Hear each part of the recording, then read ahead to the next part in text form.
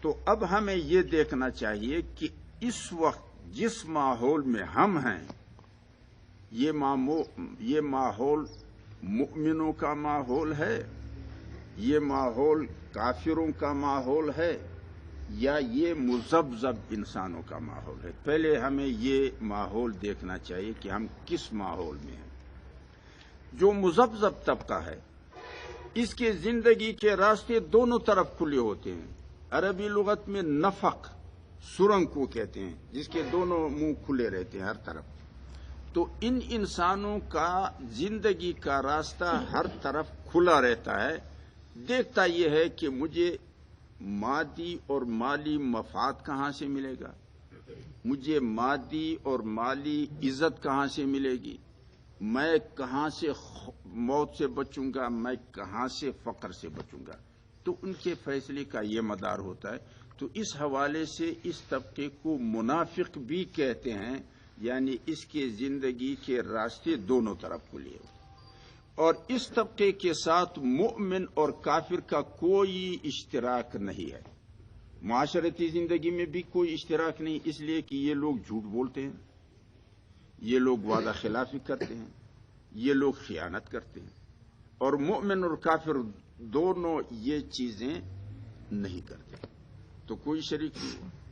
قانون کے میدان میں بھی ان کے ساتھ کوئی اشتراک عمل نہیں ہے، اس لیے کہ ان کی زندگی خط مستقیم پہ نہیں ہے یوں، بلکہ یہ کبھی خدا پرست ہوتے ہیں، پھر نیچے اتر جاتے ہیں، مادہ پرست بن جاتے ہیں، پھر اوپر اٹھتے ہیں، پھر خدا پرست بنتے ہیں، پھر نیچے گرتے ہیں، ہوا پرست بن جاتے ہیں۔ تو ان کی زندگی خط مستقیم پر نہیں ہے، اس لیے ابھی تک نہ اس کے لیے کوئی قانون بنا ہے، نہ آئندہ بننے کا کوئی امکان ہے۔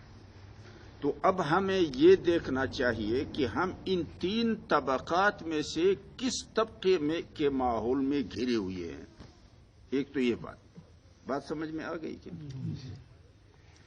دوسری بات یہ ہے کہ ہم کس دنیا میں رہ رہے ہیں۔ ایک وہ دنیا تھی جو ہم کبھی کتابوں میں پڑھتے تھے، یا انبیاء علیہ السلام کے زمانے کی دنیا تھی، یا نبی اکرم صلی اللہ علیہ وسلم کے زمانے کی دنیا تھی، یا 19ویں صدی سے قبل کی ایک دنیا تھی۔ وہ ایسی دنیا تھی کہ بعض علاقوں میں تو منظم حکومت سرے سے ہوا نہیں کرتی تھی، کہیں نواب ہوتا، کوئی سردار ہوتا، کوئی خان ہوتا، اس طرح کوئی منظم حکومت نہیں ہوا کرتی تھی۔ اور اگر کہیں بھی کوئی بھی منظم حکومت ہوتی تو وہ شہری حکومت ہوتی۔ مثلا منگوچر میں ایک حکومت ہوتی، آگے جب قلات میں آپ جاتے تو پھر دوسری حکومت ہوتی، آگے سوراب جب جاتے تو پھر تیسری حکومت ہوتی، آگے پھر خزدار آپ جاتے پھر چوتھی حکومت ہوتی، کوئٹہ جاتی تو پانچویں حکومت ہوتی، مستونگ جاتی تو پھر ایک اور حکومت ہوتی۔ تو 19ویں صدی سے قبل کی جو دنیا تھی وہ دنیا تھی شہروں کی دنیا، شہروں کی دنیا، یعنی ہر شہر میں الگ الگ ریاست اور حکومت ہوا کرتی تھی۔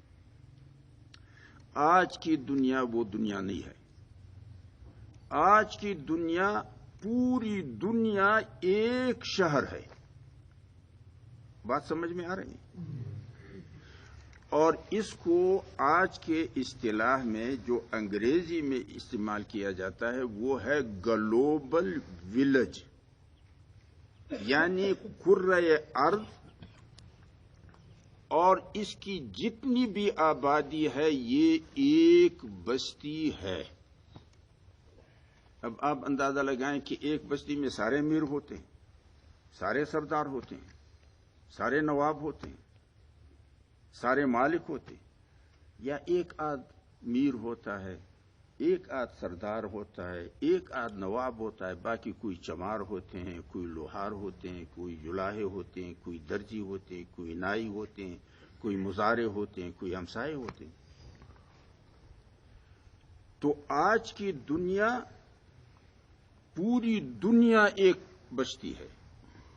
یہ نہیں ہے کہ بستیوں کی دنیا ہے، بلکہ پوری دنیا ایک بستی ہے، اور اس بستی کے دو ادارے ہیں۔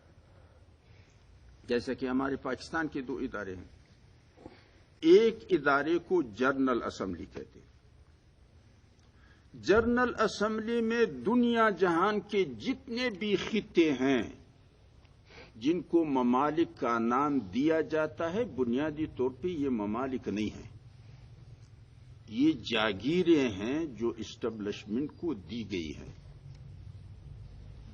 اور اس مختلف خطوں کے جو انتظامی یونٹس ہوتے ہیں، مثلا پاکستان ایک حکومت کے نام سے یاد کیا جاتا ہے، اس کی نمائندگی ہوگی. افغانستان ایک حکومت کے نام سے یاد کیا، اس کی بھی نمائندگی ہوگی. ایران ایک حکومت کے نام سے یاد کیا، اس کی بھی نمائندگی. یعنی جتنے بھی خطے ہیں ان کے جتنے بھی انتظامی وحدتیں ہیں، ان تمام وحدتوں کا اس جنرل اسمبلی میں نمائندگی ہوتی ہے. جنرل اسمبلی کوئی بھی فیصلہ صادر کرے، کوئی بھی قرارداد پاس کرے، اس کا جو دوسرا ادارہ ہے، جیسا کہ ہمارا اس کے اوپر سینٹ ہے، اسی طرح اس دنیا کی بستی کا بھی ایک اوپر کا ادارہ ہے اور اس کو کہتے ہیں سلامتی کونسل. سلامتی کونسل کے 5 مستقل ارکان ہے جو ہر کی جنبد بجنبد نہ جنبد گل محمد. اگر جنرل اسمبلی کوئی بھی فیصلہ، کوئی بھی قرارداد پاس کرے، جب تک سلامتی کونسل کے یہ 5 مستقل ارکان میں سے ایک بھی اس فیصلے کو مسترد کرے تو وہ فیصلہ شمار نہیں ہوتا اور اس پر عمل نہیں کیا جا سکتا. بات سمجھ میں آ رہی ہے؟ تو اب آپ بتائیں کہ دنیا کے مالک کون بن گئے؟ یہ 5 جو سلامتی کونسل کے مستقل ارکان ہے، یہ دنیا کے باہر کا یعنی سمندر کا، بر کا یعنی خشکی کا، اور فضا کا، یہ 5 مستقل ارکان سلامتی کونسل کے یہ مالک بھی ہیں، یہ حاکم بھی ہیں. باقی سارے کوئی چمار ہیں، کوئی لوہار ہے، کوئی جلاحہ ہے، کوئی درزی ہے، کوئی مزارع ہے، کوئی ہمسایہ. اب اس پہ ہمیں دیکھنا چاہیے کہ اگر ہم ایسی دنیا کے باشندے ہیں تو یہ جو ہماری مسلح تنظیمیں ہیں جو انسانوں کے خون بہاتے ہیں کسی بھی حوالے سے، لشکر کے نام سے، سپاہ کے نام سے، جند کے نام سے، سرمچار کے نام سے، مجاہد کے نام سے، طالب کے نام سے، القاعدہ کے نام سے، داعش کے نام سے، جو بھی نام اپنے اوپر رکھتے ہیں اور اسلحہ اٹھائی ہوئی ہے، آپ بتائیں اس جنگ کا فائدہ ان 5 میں سے کسی اور کو پہنچے گا؟ نہیں. یہ 5 اگر ایک دوسرے کا ہاتھ مروڑنا چاہیں اور اپنی بات منوانا چاہیں تو وہ اپنی فوج کو لا کے اس پہ لشکر کشی نہیں کر سکتے، ورنہ پوری دنیا بھگ سے اڑ جائے گی. وہ رضاکار برتی کریں گے ہم میں سے، اور پھر ان کو اسلحہ پکڑوا کر کے پھر اپنے بھائی ان سے مروائیں گے.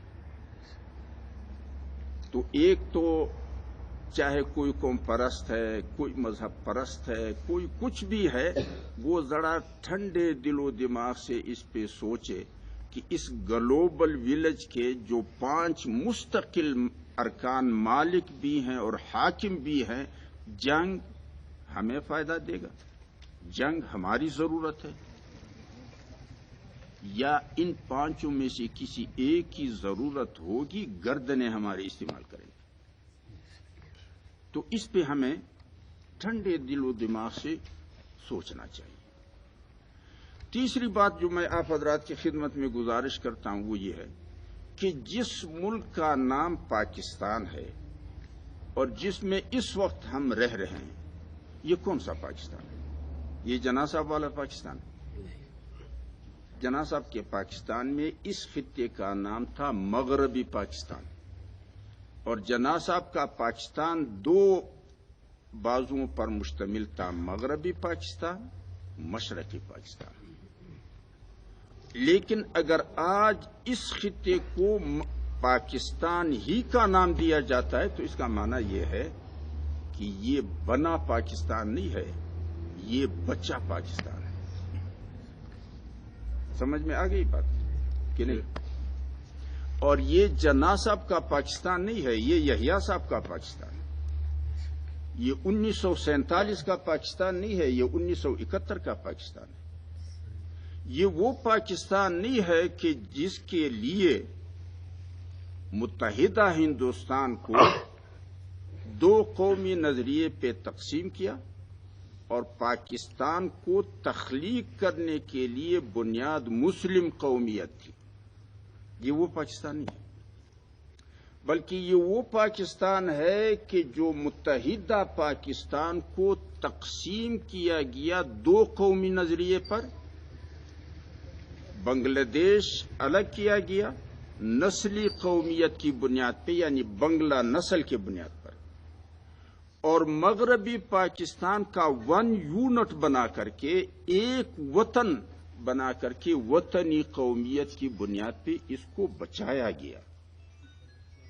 تو یہ متحدہ پاکستان کے توڑنے کے لیے جو دو قومی نظریہ استعمال کیا گیا، ایک نسلی قومیت کا، دوسرا نظریہ وطنی قومیت کا۔ نسلی قومیت کی بنیاد پہ بنگلہ دیش الگ ہوا اور مغربی پاکستان کا پورا ون یونٹ بنا کر کے، یعنی ایک وطن ثابت کر کے، اس وطنی قومیت کی بنیاد پہ اس کو بچایا گیا۔ تو آپ ایسے پاکستان میں رہتے ہیں، اس پہ بھی آپ ٹھنڈے دل و دماغ سے سوچیں اور غور کریں کہ آپ کا جو وطن ہے جس کا نام پاکستان ہے، یہ کون سا پاکستان ہے۔ چوتھی بات یہ کہ جو نظم ہم پر حاکم ہے، جس کو آپ اسٹیبلشمنٹ بھی کہتے ہیں، جو عدالت بھی اس میں ہے، فوج بھی اس میں ہے، انتظامیہ بھی اس میں ہے، سب کچھ اس میں شامل ہے۔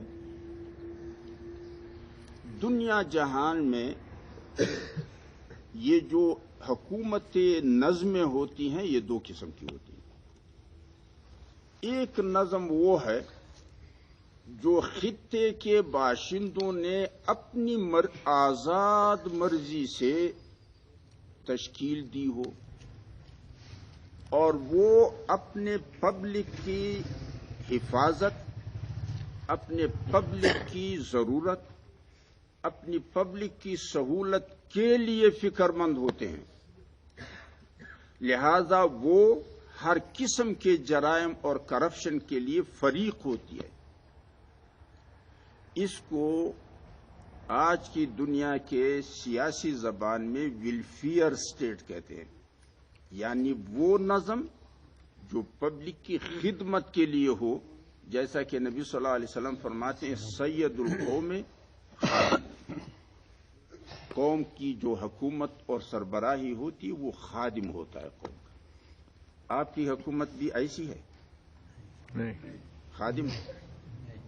اچھا، تو یہ جو نظم ہے اور یہ جو اسٹیبلشمنٹ ہے، آپ جو بھی نام اس کو دیں، یہ 1763 میں